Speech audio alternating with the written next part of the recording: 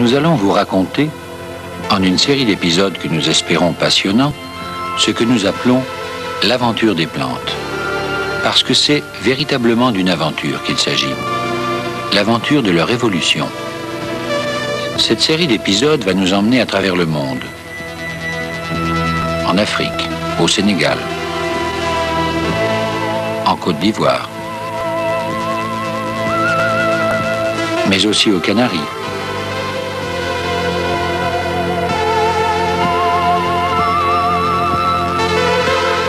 et en Amérique du Sud, sur le Rio Negro.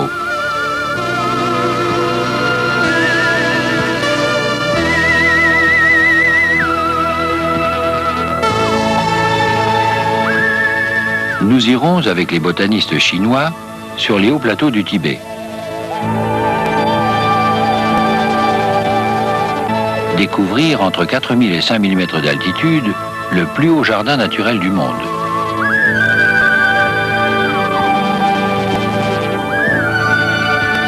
Vous nous suivrez dans le brouillard permanent des hauts plateaux de Colombie.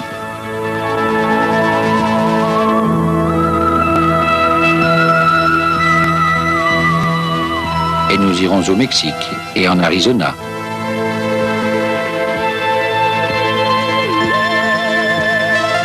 Nous irons même en Indonésie, à la recherche de fleurs monstrueuses.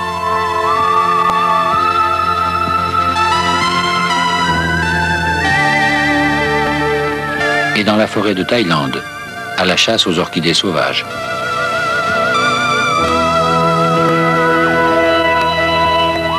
Vous nous suivrez dans la neige des montagnes de Californie, à la recherche de l'arbre le plus vieux du monde, bien plus vieux que Mathusalem.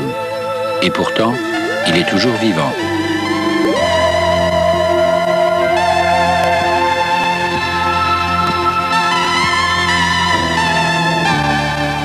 Mais surtout, à mesure que vous suivrez ces épisodes de l'aventure des plantes, vous irez d'étonnement en étonnement.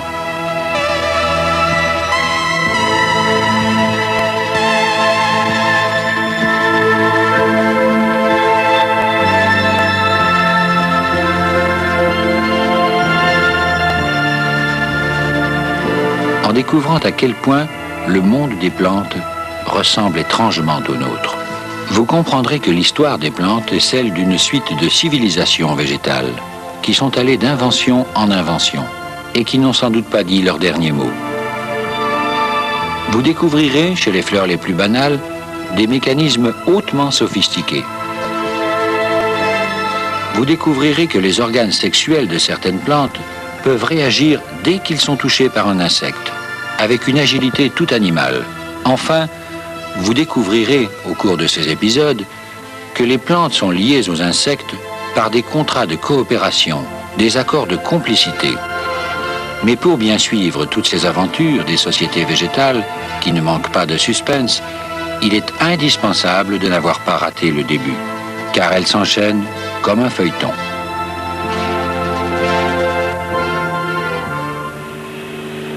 Or, le début, ce n'est pas encore, comme ici, sous notre avion, la civilisation des conifères, qui compte pourtant parmi les plus anciennes et à qui revient le mérite, à coup sûr, d'avoir inventé la graine.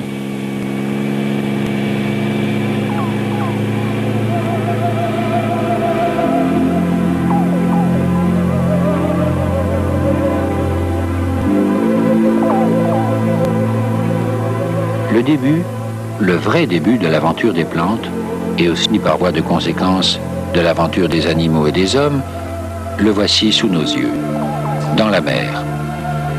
Nous survolons ici, sur la côte atlantique de la France, le bassin d'Arcachon. Ce que nous voyons, ce ne sont pas des prairies terrestres, ce sont des prairies d'algues vertes. Nous les voyons à marée basse, à travers l'eau transparente. Elles servent de nourriture à des huîtres qu'on élève ici par centaines de milliers. Pourquoi ici? Parce que l'Atlantique est un océan vert. Plus une mer est verte, plus elle est riche en plancton végétal. Riche en milliards de cellules microscopiques, en suspension, qui sont autant d'algues unicellulaires et qui servent de nourriture aux coquillages, aussi bien qu'aux poissons.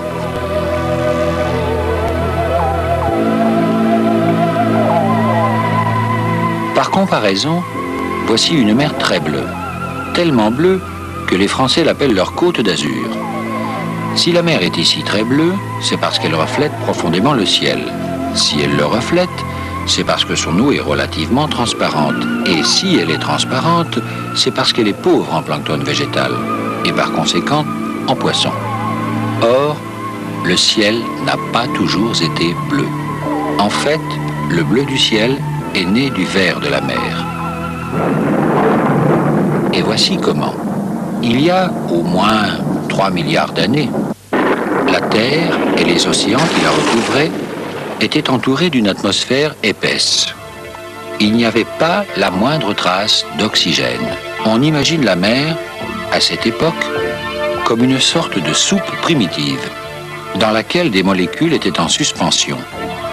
Et ces molécules nourrissaient des êtres microscopiques qui les consommaient par fermentation, en dégageant des bulles de gaz carbonique. On ne saura jamais lequel de ces êtres primitifs a eu le génie de fabriquer pour la première fois cette molécule extraordinaire qui allait tout bouleverser, la chlorophylle. C'est l'apparition de cette molécule verte qui donne le départ à l'aventure des plantes. Grâce à ce filtre vert, qui lui permet de se servir de la lumière pour transformer l'eau et le gaz carbonique en sucre, l'un de ces êtres primitifs devient, il y a 2 ou 3 milliards d'années, une algue unicellulaire. Il a réussi cette opération magique, réunir 3 des 4 éléments, l'eau, l'air et la lumière, pour en faire sa propre chair vivante. C'est ce qu'on appelle la photosynthèse, ce que ni l'homme ni l'animal n'ont jamais pu faire. Mais voici le deuxième acte. Des milliards de cellules, adoptant le système du filtre vert, entreprennent la fabrication industrielle des sucres. Et comme toutes les industries, celle-ci a son déchet. C'est l'oxygène. Voilà donc l'oxygène qui pollue peu à peu l'atmosphère, au point que le ciel finit par prendre une vilaine teinte bleue. Et c'est une catastrophe. Pour tous les êtres minuscules qui se débrouillaient comme ils pouvaient pour vivre dans le gaz carbonique, l'oxygène est un dangereux poison. Alors, des milliards et des milliards d'entre eux disparaissent. Les autres, pour mieux fuir l'oxygène, s'enterrent sous l'eau. On les trouve encore de nos jours dans la vase des fonds, comme des gens qui auraient fui une planète irradiée pour vivre dans des abris atomiques depuis 3 milliards d'années. On les appelle des anaérobies, ce qui veut dire vivants sans air. Ce qu'ils ne savent toujours pas, ces reclus, c'est qu'à la surface, entre-temps, la nature a mis au point un système de recyclage du déchet de l'industrie des sucres. Elle a inventé les animaux et les hommes qui réutilisent l'oxygène en le respirant et qui rejettent à nouveau du gaz carbonique.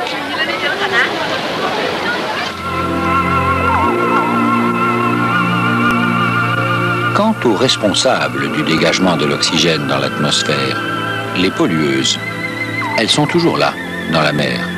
Elles continuent. Ce sont les algues vertes, unicellulaires, microscopiques, qui forment le plancton végétal. Si elles ont des formes aussi variées, aussi belles, c'est parce qu'en plus d'accumuler des sucres, elles se mettent en boîte elles-mêmes. Elles se fabriquent des carapaces minérales, par exemple pour les diatomées, avec de la silice.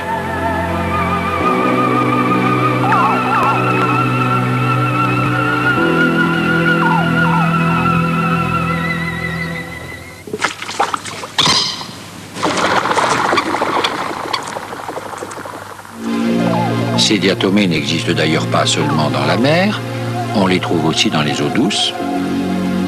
Voici un tétard sur une tige de nénuphar, en train de paître des diatomées. C'est sa prairie à lui. Mais voici, dans la mer, une autre grande invention, la reproduction. La première idée, c'est la plus simple, se séparer en 2. Comme cette algue unicellulaire, la Micrastérias denticulée.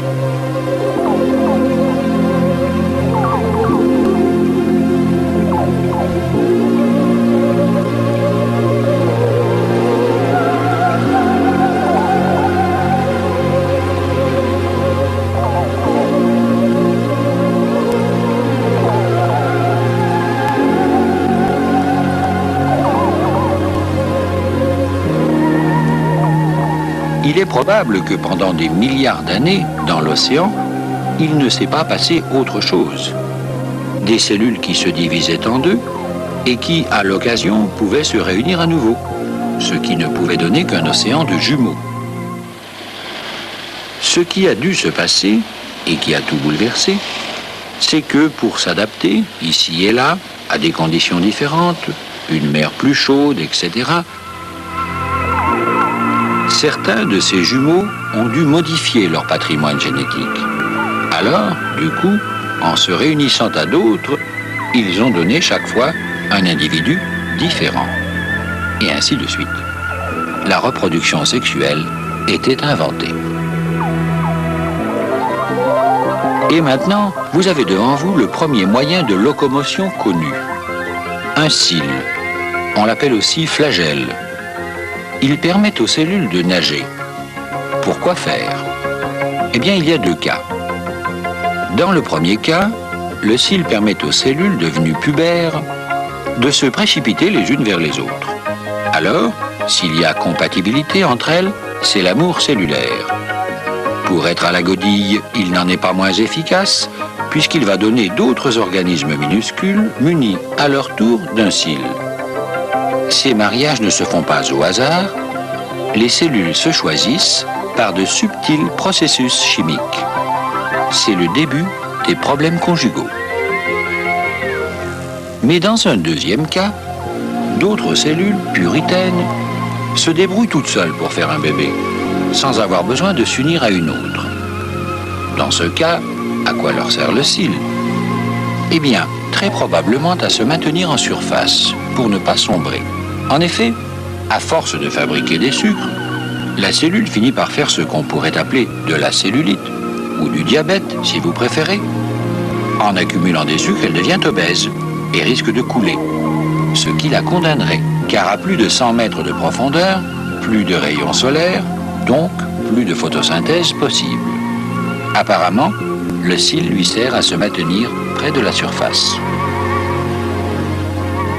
Il y a d'ailleurs encore plus étrange. On a découvert que ces cellules ont un œil. C'est une sorte de point microscopique qui semble irrésistiblement attiré par la lumière et qui agit sur la nage du cyle comme un pilote agirait sur un gouvernail. Et voici d'ailleurs le commencement probable de la vie animale. Il suffit que l'un de ces organismes nageurs perde sa chlorophylle et par conséquent son aptitude à la synthèse des sucres pour qu'on glisse insensiblement du règne végétal vers le règne animal. Ainsi, cette euglaine qui se plaît dans les rivières à la sortie des égouts peut être tantôt végétale, tantôt animale. Il peut lui arriver de perdre sa chlorophylle et de se nourrir de matières organiques, exactement comme nous. Tout laisse penser que ce que nous voyons là, ce sont nos propres débuts.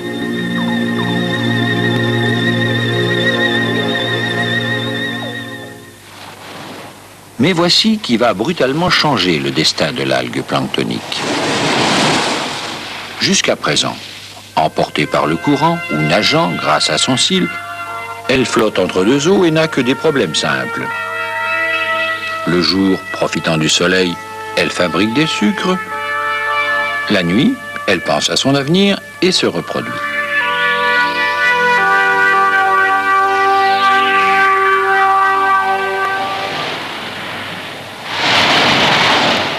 Mais soudain, son univers bascule. Brutalement, la vague l'amène sur les rochers du littoral. La voici confrontée à un nouveau problème. Comment survivre à ces chocs répétés? À chaque mouvement du ressac, elle prend une claque sur le rocher. Or, chacun sait qu'à force de prendre des claques, on apprend la vie.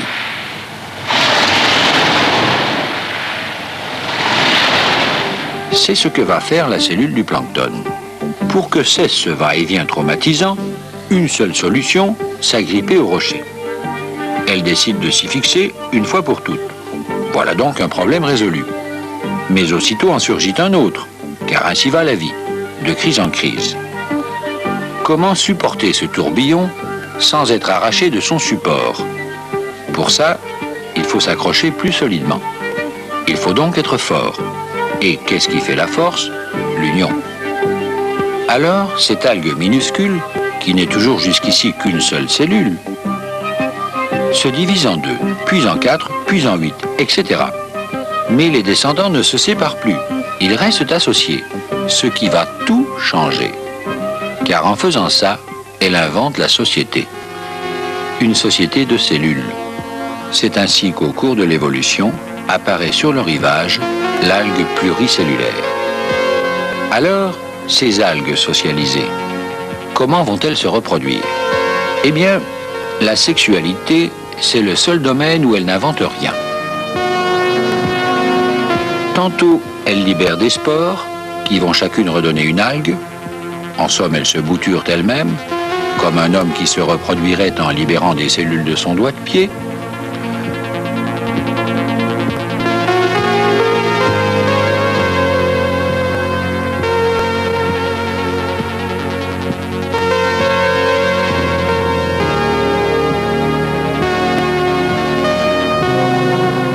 Tantôt, les algues émettent des cellules, mâles et femelles, qui vont se faire la cour, sous la forme d'un véritable petit balai.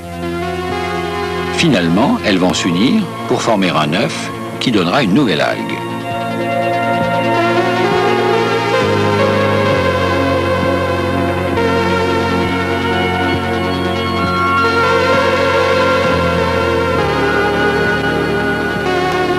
Voici le balai d'amour auquel se livrent les microscopiques cellules mâles et femelles d'une algue laminaire. Nous assistons à la cour des prétendants. Une petite foule de cellules mâles tournoie autour d'une grosse cellule femelle.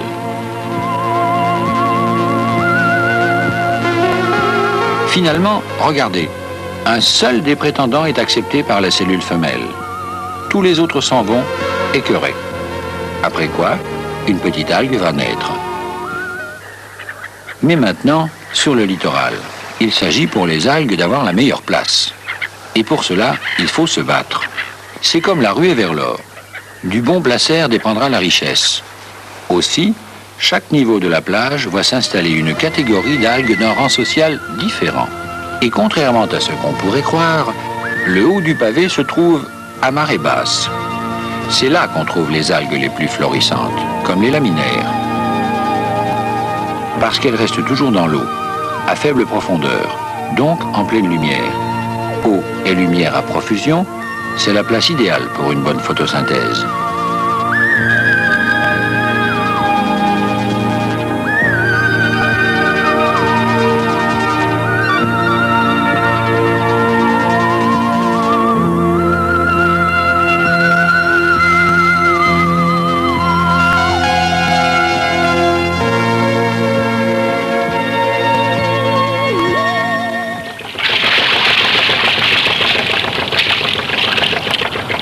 La place idéale, tant qu'on ne vient pas vous arracher pour faire de l'engrais, comme ici devant l'île de Bas, au large de Roscoff, en Bretagne.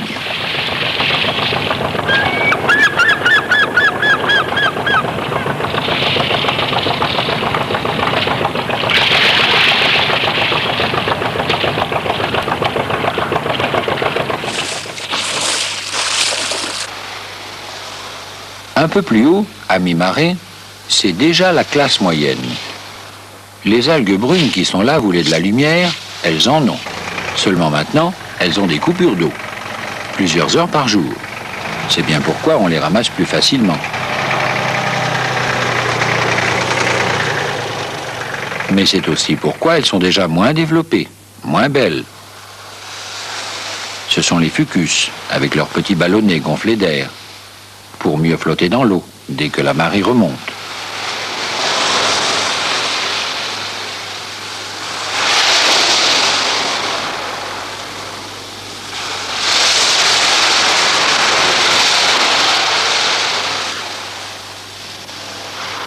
Quant aux pionniers qui se sont installés aux avant-postes du pays inconnu, la Terre, on les voit très nettement ici, au-dessus du niveau des algues brunes. Ce sont les algues vertes. Le haut du pavé, c'est ici le niveau social le moins élevé. À la limite supérieure de la marée haute, les coupures d'eau deviennent sévères. C'est bien pourquoi c'est le domaine des algues les moins perfectionnées.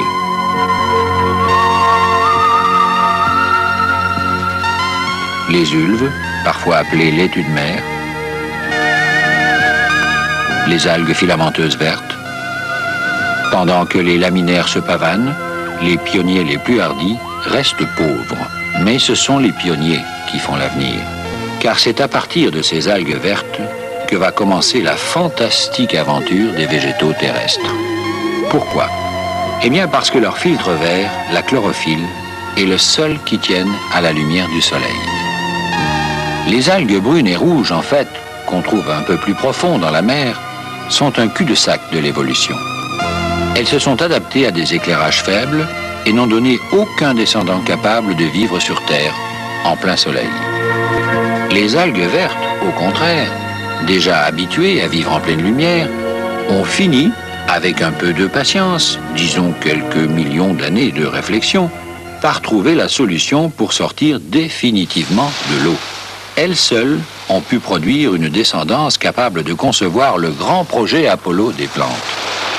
Poser le pied sur la Terre et la conquérir définitivement.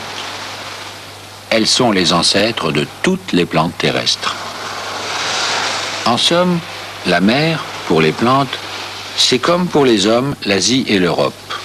C'est l'ancien monde, où tout a été inventé. Et la Terre, c'est l'Amérique, le nouveau monde, qui va voir arriver les colons, par vagues successives. La première vague a donné les Indiens, puis très longtemps après, les Espagnols, les Anglais et les autres. Eh bien, les voici, les Indiens du monde végétal. Ces traînées vertes qu'on voit sur les troncs d'arbres, au bas des murs ou sur les statues, ce sont bel et bien des algues. Des algues vertes, minuscules, formées chacune d'une seule cellule, qui ont conquis la Terre, mais qui n'ont pas su évoluer pour autant. Résultat, dépassées depuis longtemps par les colons suivants, les plantes à fleurs, elles en sont réduites à se réfugier peureusement les unes contre les autres, toujours du même côté, le côté exposé à la pluie ou à l'humidité. Complètement différentes des autres plantes, elles passent presque inaperçues, comme les Indiens, dans leurs réserves. Elles ont conquis le nouveau monde, mais elles y vivent toujours comme dans l'ancien, la mer. Et voici, pour finir, le plus émouvant.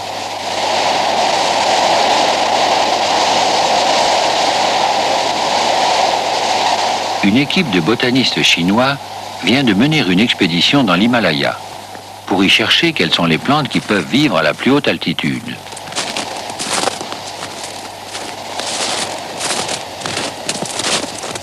Et là, à plus de 5000 mètres, ils ont découvert que la plante la plus haute du monde est une algue unicellulaire qui vit dans la neige.